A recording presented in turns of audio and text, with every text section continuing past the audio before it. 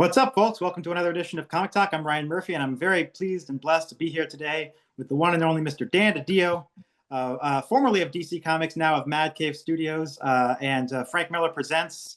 And Yeah. a wonderful figure in comics history. An absolute pleasure to be here. Thanks for being here, Mr. DiDio. Well, thanks for having me, Ryan. It's a pleasure. Yeah. Yeah. So what I usually do with these things, I just sort of kind of go over a lot of like ground. Obviously, as I was telling you before the interview, there's certainly a period that I personally, from like a journalistic perspective, have always wanted to get behind the scenes of, and we'll get to that. But why don't we Okay. start with, because I think you have been writing professionally since 1989, like you were in your early 20s, it seems. This is off from Wikipedia.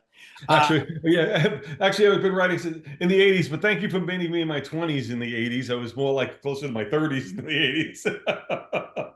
I'm getting closer to that. But yeah, for me personally, I've always had an interest in writing. I used to submit material as well. I've got rejection letters from Marvel and DC dating back to 1978, which is kind of fun for me. I keep them in a little, like nice little folder and all that, just because, it reminds you of what you wanted to do and what your interests were. But I did some writing in the early days.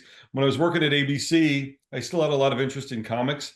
So through Jimmy Palmiotti, who's a longtime friend of mine, but also was a neighbor of mine in Brooklyn, I met a number of people in the comic industry, and I started to do things on the sidelines. Did some writing for Wizard magazine, did some writing for Dynamic Forces, a couple other people along the way, and I found that to be a lot of fun and enjoying.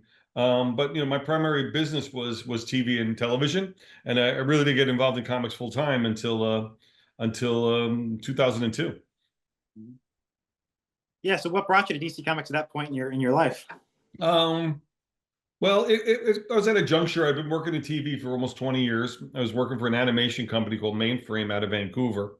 I was doing a lot of flying. I was on a plane 3 weeks out of the month, which was exhausting. And I was looking to make a little bit of a change. And through a mutual friend, I met Paul Levitz, and Paul was looking for somebody with a comic book knowledge, which I had, but outside experience, which I also had. And I was looking to get back on the East Coast, which is where I was living. And because my company I was working for was based on the West Coast, one reason why I was on the plane. So I was looking to basically resettle and get back to New York and get back working over there, and honestly be able to work in a business that I enjoyed, which was comics. So it was a nice fit at the right moment. And let me see here real quick. I'm consulting some of my notes, but you started in 2002, and pretty soon after that, it was 2004. You were made executive editor, which is Yeah. essentially editor in chief for all intents and purposes. And in that time that you were there, there's this thing. I sent you some of my thoughts on this, but I call it like the age of putting things back, putting the toys back in the box. Sort of started in that era. I think the very first inklings of that, when you were still an editor, I think you were an editor on the Superman titles, and one of those titles that had started right around that time was Superman Batman by Jeff Loeb. And the very first thing he did, because obviously like the 80s, this goes take us back to the 80s real quick. The crisis had reset so much and rewritten so much of DC continuity. It left it such a mess. And one of the things they did was to turn Lex Luthor into this, corrupt businessman instead of a mad scientist who wore this suit, and right away, and then he became president of the United States, and right away when Jeff Loeb took over that title in 2003 or so, he made it clear, like in Wizard magazine, like we're going to bring him back to like the status quo. And was that anything that you had discussions? Was that all Jeff's ideas to sort of, that's like starting It was a lot of what we were trying to do. I mean, where I was I wasn't the editor of Superman at the time. I was basically executive editor while that was taking place. The two things that happened: we had the Batman Hush series kickoff with Jeff and Jim Lee, and that really played a lot of the iconic beats of Batman storytelling, and really brought it back in a position where you remembered what all the key things were that really made Batman's lore work so well. And I always loved the way they assembled that book, because every issue focused on another character that really filled out Batman's life. And you really got a good sense of who he was just when you read across it and see how he interacts with all the various characters in that Batman universe. So when Jeff wanted to do Superman Batman, It really was that sense of epic adventure we wanted to do, as well as playing upon a lot of the themes and ideas that people recognize the most. And that was a lot of my pitch was I always wanted to get back to things that was the most recognizable aspects of the characters. That's why we went after Hal Jordan in Green Lantern and making Hal Jordan a Green Lantern rather than making him a Spectre. Nobody knew he was the Spectre. He was wearing a mask as the Spectre. So we wanted Mhm. to bring him back to the lore. And Jeff was really the person who had a very clear vision on Green Lantern and really knew what he wanted to do. So it's just about pushing that forward, getting the Titans back to a team that made sense that people could react to. Get back to that. And Superman was another one of those. Jeff Loeb had been writing Superman before I got there. And then I believe he either came off the book when he moved to Superman Batman or he moved on to another project. But the bottom line is that he had a very clear cinematic sense to the story arcs that he wanted to tell, working with different artists that really played to the strength of the artist, and really playing with a lot of the aspects that people reckon was most recognizable who the characters were. I mean, in particular, I think if I'm not mistaken, in that particular arc, they brought back the Lex Luthor battle suit that Marv Wolfman had created back in the 80s. And I think a lot of people reacted extraordinarily well to that because they recognized it not just from the comics, but also from toys and maybe some animation as well. So it played out really nicely and really capitalized on what people remember those characters to be, and we built out from there. Yeah. And then, of course, the second arc was bringing back Supergirl. So again, neither of these things are rewriting continuity. They're not going back to the continuity of pre-crisis, but they are bringing back certain status quos from pre-crisis. Yeah. But then what you kind of did was and I don't know who threw this idea out there, was to bring in Infinite Crisis, which was set to sort of put some toys back in the box in terms of continuity, in terms of bringing back the Silver Oh Age. yeah. Yeah. I mean, what happened with Supergirl? The Supergirl story is a funny one in a weird way. The Supergirl story is that we had Peter David was having this really interesting run of Supergirl, but at the end of the day, it had nothing to do with Superman or even Supergirl. She was a ex-devil worshipping spirit of angel fire or something like that. It was something very strange, just wearing a Supergirl costume, but nothing of that character tied to the lore of who Supergirl was. Mhm. And when you ask people about who Supergirl is, everybody knew her as Kara Zor-El. So the goal for us was to bring Supergirl back to a person or a personality that was the most recognizable version of it. Um, Mhm. the Superman Batman book was working extraordinarily well at the start with that. It came out of the gate really strong. And we had just brought Michael Turner over to the company. Mhm. And we were looking for a vehicle for Michael. Um, and it took a lot of negotiation inside the building to free up and return Kara Zor-El because it was such an integral part of Crisis on Infinite Earths. They didn't want to lose some of those key aspects because they didn't want to diminish the value of that story, which I understand. But also, I was looking for long-term planning, and I needed a Supergirl that people recognized and played well with the other characters. So ultimately, after a period of time, I was able to bring back Kara Zor-El. I got that approval, and I called up Michael Turner and I told him that his arc would be with Supergirl, and he turned me down at the start. He didn't want to do it. He thought that Michael wasn't a big comic book reader, so he didn't know the value of Supergirl or how big she was in the lore at DC. Mhm. So because of that, I was a little crushed, I have to say, and I didn't know what to do. And then Jeff called up Michael, explained to him the whole history of Supergirl and the whole history of Kara, and then Michael stepped on, and that book just exploded. Um, which brings us to Infinite Crisis. So there was a whole game plan in place. I had a 5-year plan mapped out of what I was looking to accomplish, including putting it up to a big crossover event down the road. My first attempt at a crossover was going to be a project that Grant Morrison came up with, which is called Crisis in Hypertime. But Hypertime was not a favor of management at the moment, so I put Hypertime on the side, and I told everybody we should just concentrate on making the characters as strong as possible, and that way, when the strong characters had their own strong bases, when we crossed them over, it was the aggregate sum of all these audiences will drive that book through the roof. Mhm. But I sat down with Jeff Johns and Greg Rucka and Judd Winnick, and we formulated a plan on how to really um, bring a sense of continuity back to the DC universe again and interactivity, very subtle behind the scenes on to make it feel like it was a shared universe without hitting people over the head. And then ultimately, when you felt that everybody was existing in the same world, then you brought them all together for that one big story that really takes you to the next level, you know? Yeah. Well, when I think of Infinite Crisis, the thing I think about is, it seems not only to be a very, and I was in college when this book was coming out. I mean, this is like really nostalgic for me. But I remember reading it, loving it. But it seemed to have not only the purpose of being a fun event, but also kind of, again, kind of being with the purpose of restoring things that had been lost. And the number one thing I think had been lost was the history of Wonder Woman, because for whatever reason, um, when management, Giordano or whoever was in charge of these things back in the 80s, when they did the Crisis, after Crisis, they decided to completely erase her history and start her over in quote the modern times. So that she was just coming into the stories at that point, and that gutted not only her history but all of DC history, because it destroyed the history of the Justice League. They had to retell that. And that's the one thing I really remember from Infinite Crisis is Alexander Luthor saying in no uncertain terms, this is a new world. We've certain things have been changed. For instance, Wonder Woman was once again a founding member of the Justice League. Was that something that was important to you, or was that more Jeff's decision, or what how did that? It was all these are things that we decided all the way through. We knew that we had to put those things down, and there was a lot of decisions that were made um, for the sake of continuity. And I use this expression all the time about DC Comics. I say it whenever we talk about continuity. Continuity is very hard for DC because ultimately you had Superman, Batman, and Wonder Woman, who's these true iconic characters at the center that could not change. We tried to change them, but ultimately they had to reset to who they were, while the rest of the characters around them were growing and passing mantles on.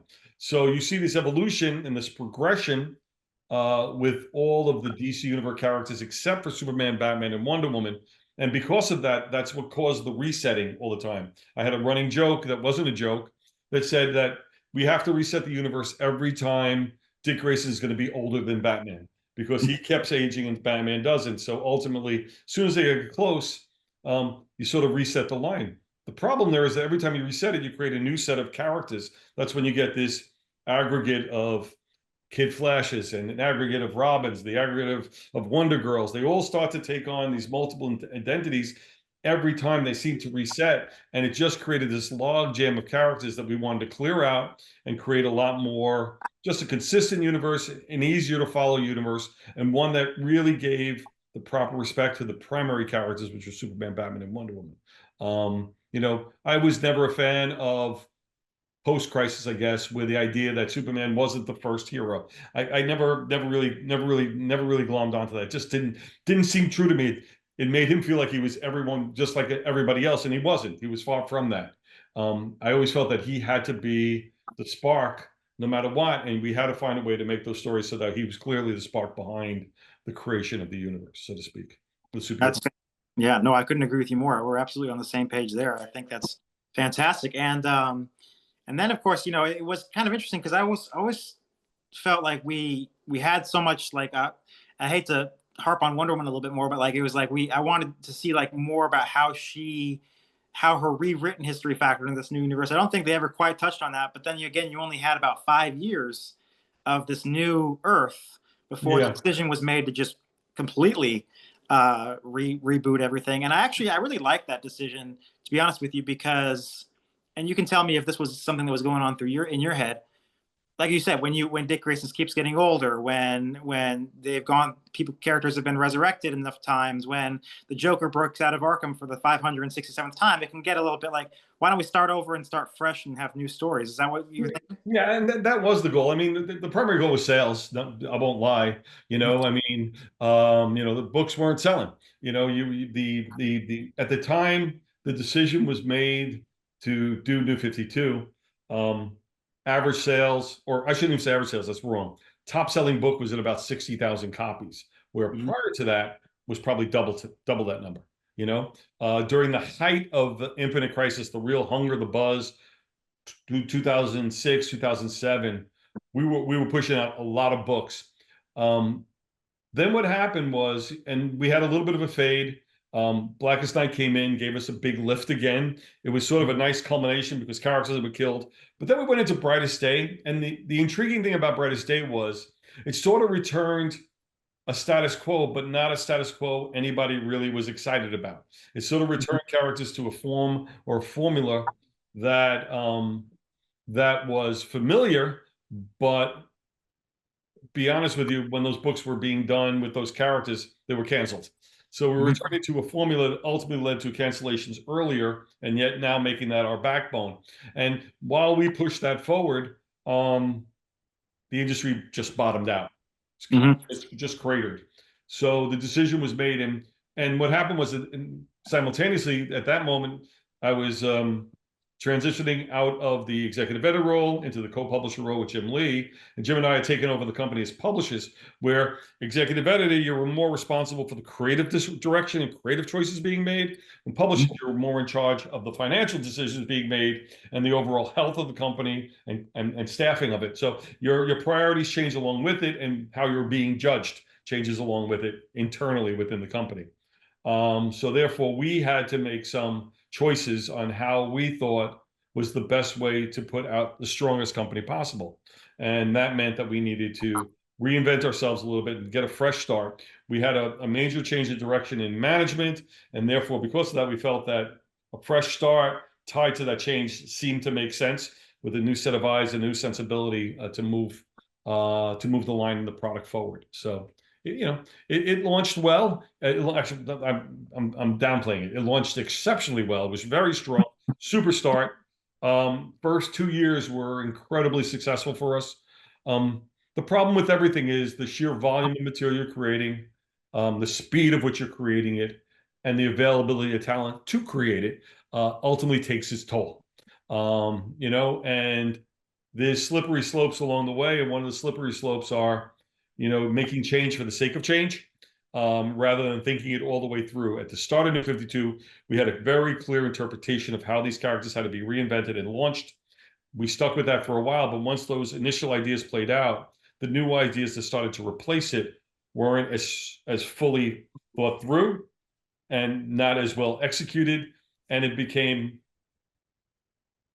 a bit of a mishmash, I used to call it, meaning it's kind of new, but not really new. It's sort of the same, but not really same. You know what I mean? And because of that, once you didn't have that same level of clarity in the way those characters were presented, everybody started to get confused about what exactly what we were trying to accomplish with the launch of the New 52. And it sort of lost its way. Plus, a lot of the things that happen along the way too is you're fighting a lot of people who inclination is to do what they remember and what they like and what they grew up on. Nothing wrong with that. But when you're trying to change and grow, if everybody comes in new and they just want to do something old, it gets distracting, and you spend a lot of your energy just trying to get things up to a spot where it's passable rather than exceptional. And and that also hurts the product. Yeah. So, and I think you were in that position for about 10 years before. Yeah. I was in the executive editor role for about 7 years. 1 year as VP editorial, which was really my introduction to comics and my introduction to ADC, just navigating and understanding the navigation of the company itself. 7 years with the executive editor role, and then 10 years with the publisher role. Yeah.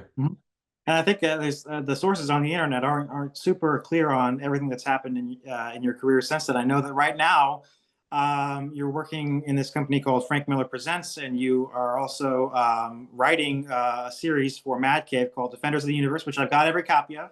So. Okay. Yeah. No, I actually, Frank Miller Presents has come to an end. Frank and I had gotten together during COVID.